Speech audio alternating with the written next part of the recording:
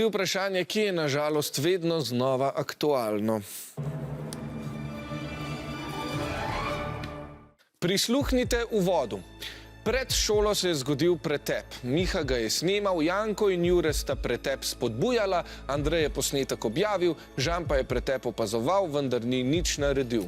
Naslednji dan se je posnetek znašel v zaprti spletni skupini, vsi vpleteni razen Žana so ga tudi komentirali in delili.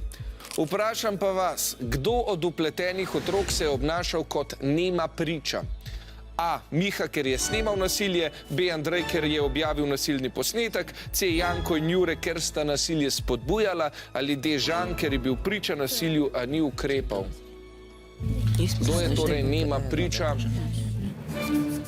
Tole je bilo spet ekspresno. 15 sekund imata ekipi na voljo, ampak vse je bilo tako hitro. Pa menite, da je tudi tisti, ki je nema priča, da je nekako sokriv? Ja. Je, ne. Ja, upam, da boste vi, če vidite kakšno krivico, da ne boste ostali neme priče in glasno na to opozarjali, pa preverimo seveda, če je Žan res nema priča. Biti nema priča pomeni, da vidimo nasilje, vendar ne rečemo, da je to narobe, nič ne naredimo, niti ne poiščemo pomoči. S tem taka dejanja podpiramo.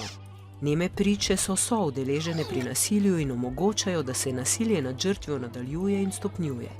Tako se je obnašal tudi Žan. Bil je član skupine, v kateri se je vsebina delila in čeprav o tem ni govoril, ni delil vsebine in je ni komentiral, je soudeležen pri spletnem nasilju.